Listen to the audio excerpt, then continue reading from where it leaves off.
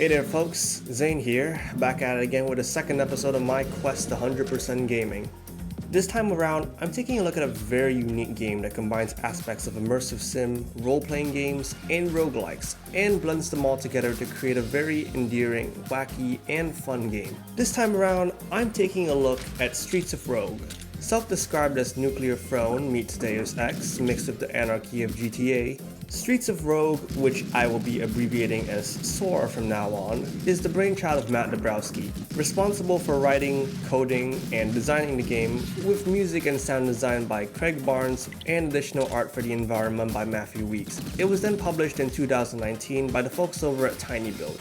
Since then, it's gathered a small but dedicated following of fans, being praised for its writing, gameplay mechanics, and seamless blend of different game genres. Beginning the game, you're informed of the setting very quickly. The city you live in is under the rule of a dictatorial mayor, gaining his position through the false promise of free booze and lower taxes, and cementing his position as the main antagonist by doing the exact opposite of his election promises. With the funds he has access to, he creates a private army to keep him in his seat of power, and soon the whole city descends into chaos. While this is happening, a resistance force simply known as, the Resistance, is formed with the sole purpose of taking the mayor down, which is where we come in. We're a fresh hire by the Resistance to potentially take down the mayor. Now, at the tutorial, we're taught the basics of control. WASD to walk, E to interact, left click to punch, etc. Soon you're taught to use the various tools this game provides you. You have lockpicks to open doors, hacking tools for electronics, teleporters that allow you to bypass solid walls, or teleport to safety when you're at low health. Soon after, you're introduced to combat and given your first mission, to destroy a generator. Once you've completed all of that, you get your first achievement and you're sent to Resistance HQ, and you're debriefed by the leader on how the game is structured. The eponymous Streets of Rogue are built with layers. There are 5 layers in total, with each layer being 3 floors long. In total, you need to travel across 15 floors to reach the mayor's village and claim his place as mayor by whatever means necessary. That may sound easy enough, but the process of journeying through the various floors will prove to be a literal struggle to the top. The climb to Mayor Village is less of an if you get there, but more of a how you get there. Because as you'll see, SOAR earns its stripes as an imsim with RPG elements, which leads us into gameplay. Starting out, you'll have a few classes to choose from. These range from a bum, a soldier, gangster, robber, hacker, and doctor. Each class has 4 stats: endurance, speed, melee, and firearms. The quality of the class's stats are measured to a maximum of 4 points, meaning 4 is the maximum proficiency in a stat, while 1 is the lowest amount. Some characters are very proficient in melee, others in firearms. Some encourage stealth takedowns, while others can beat the game without killing anyone. Regardless of what you choose, you'll be dying quite a bit in the early game due to general inexperience and many of the unlocks being unavailable. How do you get these unlocks? Well, chicken nuggets. The currency of unlocks separate from the actual currency in-game.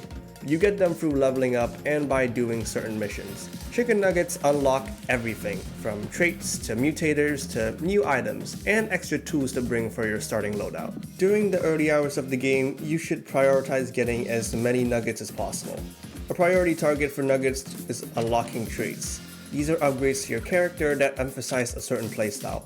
They make you better at combat, allow you to recruit more companions, hacking, infiltrating, you get the gist. For this reason, I think the best class to help you earn nuggets and learn the game system is the Soldier's class.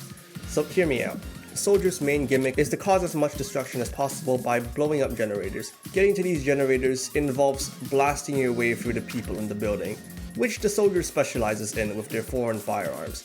The Kill Immunizer by proxy rewards you with ammo for every 3 kills you get, which further encourages your violence. The Soldier class is great for someone who wants to go in guns blazing and cause as much trouble as possible, which gives quite a bit of XP, which grants more nuggets for new stuff.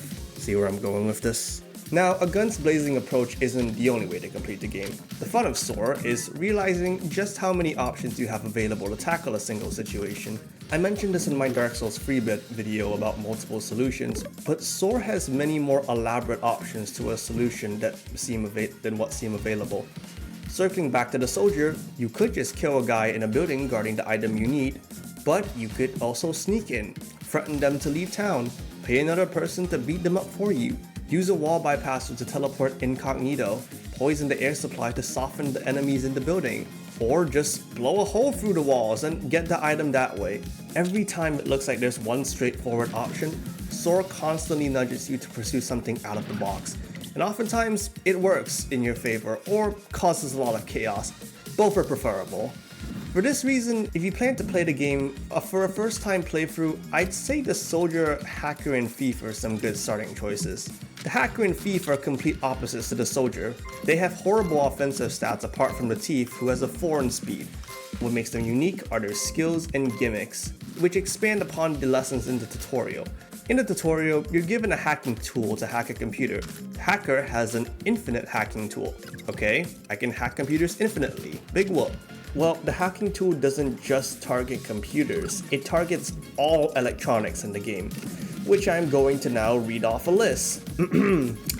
Slot machines, arcade machines, goodie dispensers, telematics, ammo dispensers, cloning machines, jukeboxes, turntables, security cameras, turrets, doors, detonators, refrigerators, TVs, safes, slave cars, and robots. The ability to hack all these items can massively change how you approach a situation. Suddenly you're sending crazed robots on civilians, turning the traps in a building on the inhabitants, and my favorite of the bunch, making a refrigerator run. The Thief, on the other hand, teaches you advanced stealth tactics and item utility. Unlike the Hacker with their multi-purpose hacking tool, the Thieves rely on a variety of gadgets to slip in and get out without being detected. Crowbars for opening safes, window cutters for breaking windows, lockpicks for doors, but the strongest item in their arsenal has to be the aforementioned wall bypasser, allowing players to slip in and out of buildings with the press of a button. Great for retrieval missions, which make up the bulk of Soar's quests. The Thief's unique ability is a stealing function. You can steal items when you're behind NPCs. Sometimes the items are useless, other times they can be worth a small fortune. And if you get caught, well, you can put that 4 in speed to good use. As a thief, your job is to be the most shrewd kleptomaniac as possible, taking everything that isn't nailed down, which thankfully plays into your big quest. Now, across the 15 floors to the mayor's village, depending on the character you choose, you'll have to complete a big quest. These are extra missions exclusive to the character you choose that you need to complete across your journey to the top. For example, the Soldier needs to blow up as many generators as possible. The Hacker has to install malware on a computer, which leads to them being hunted by robots. The Thief requires you to rob as many chests and safes as possible. Completing the big quest gives you a unique buff or ability for your character. These are really strong and usually cover a major flaw in the character's kit or make them somewhat better at what they already do. Unfortunately, the only time it's activated is at the mayor's village, which means the game is close to ending by now. But it still proves to be a fun buff that makes your efforts worth it, plus it just gives good XP for it. Another thing to be wary of are disaster levels though. These can occur on the 3rd floor of every layer and can include killer robots, cannibal warfare, and even a storm of random status effects. These are just a couple of the disasters that can occur to help or hinder your progress to the top. During a run in the slums as a soldier, a cannibal war broke out.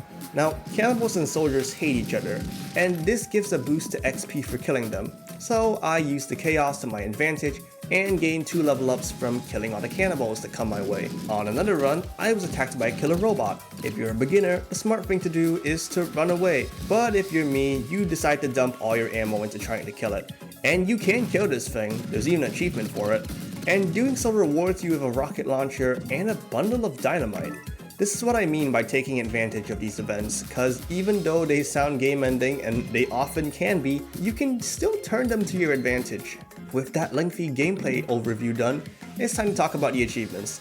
There are 52 achievements in Soar, which can be separated into 4 categories: character unlocks, area progression achievements, ending, and miscellaneous actions. Let's start off with character unlocks. 20 achievements are tied to character unlocks, which allow you to play as different classes, ranging from killer robots to monsters like vampires, cannibals, zombies, and bankers. Unlocking these new characters are done by completing specific actions in-game. They can range from something simple like freeing a gorilla from its cage to unlock it as a character, buying 4 slaves to unlock the slave master, beating the slums with just your fists for the wrestler, putting out 5 fires as a firefighter, etc. For these achievements, none of them were particularly difficult to unlock. At most, they required me to go out of my way to complete certain tasks, and other times, you'll likely unlock them just by playing the game normally. Next up are area progression achievements. These involve traversing the 5 layers and reaching the mayor's village. Now, with enough practice, skill, and luck, you should be able to reach the top and claim your prize of the mayor's hat. Making it through the slums, industrial, park, down, and uptown gives us an achievement each, along with making it to the mayor's village. But it also includes beating these layers at least 5 times with different characters, and this provides elevator access. Elevator access allows players to instantly begin in a layer of choice, along with giving achievements.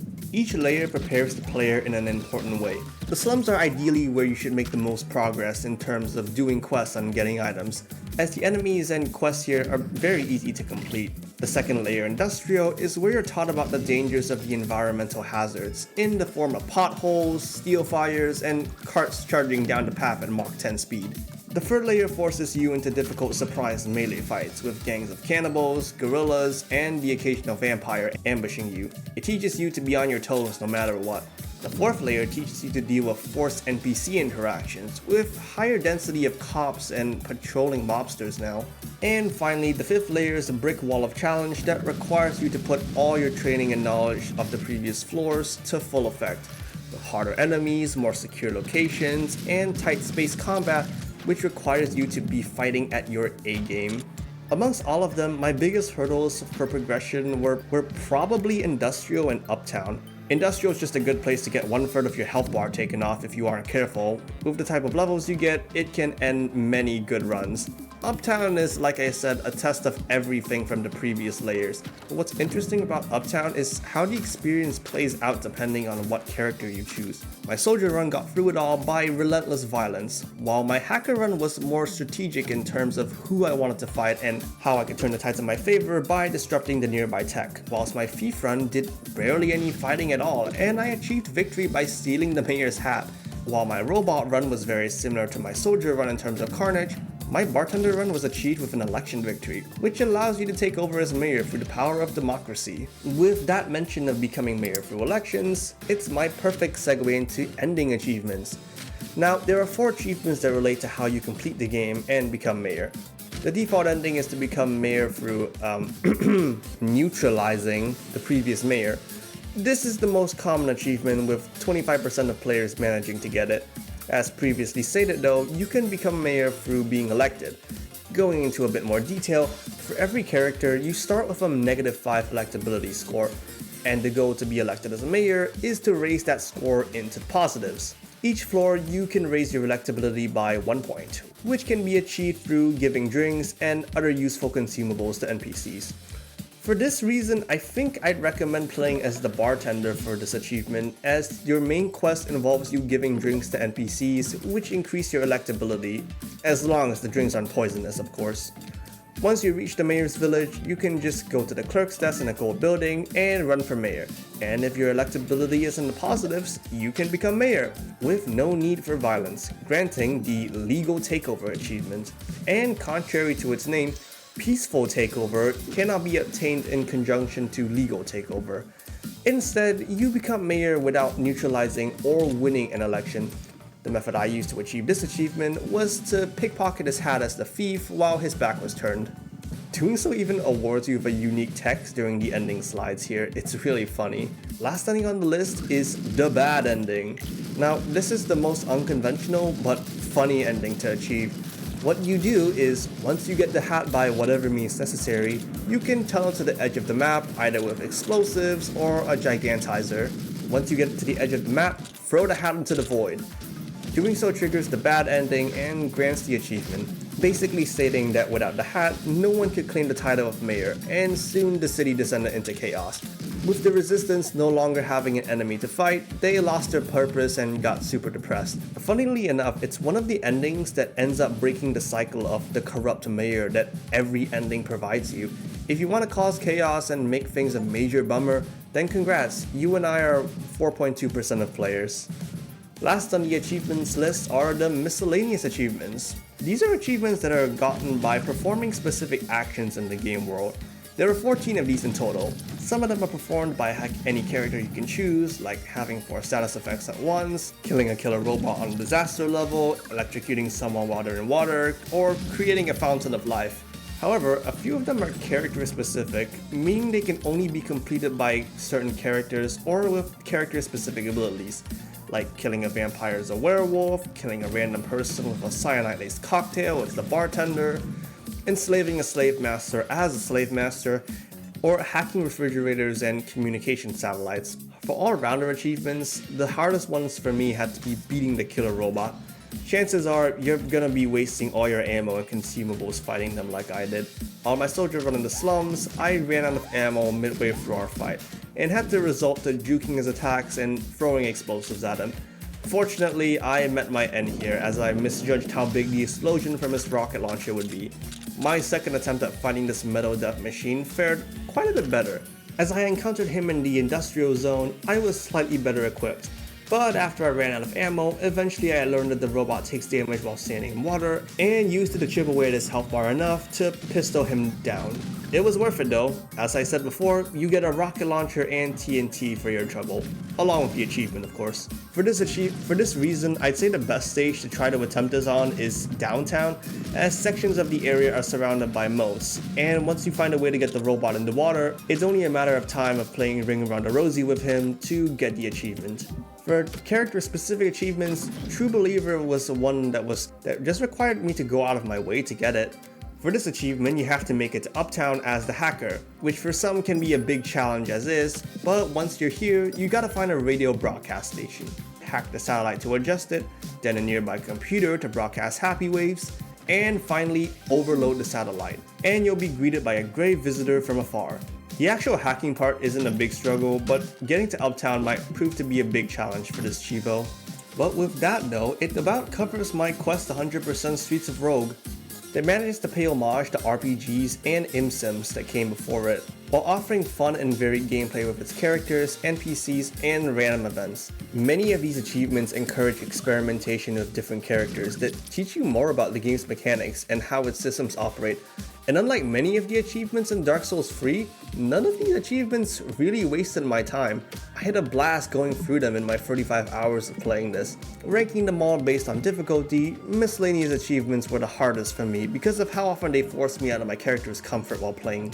It was strange at first, but I found myself getting better overall experimenting with these different characters.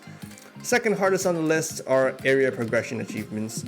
Learning to progress through the areas can be difficult with a character you're not familiar with, and doing multiple playthroughs with vastly different playstyles caused a bit of trouble for me.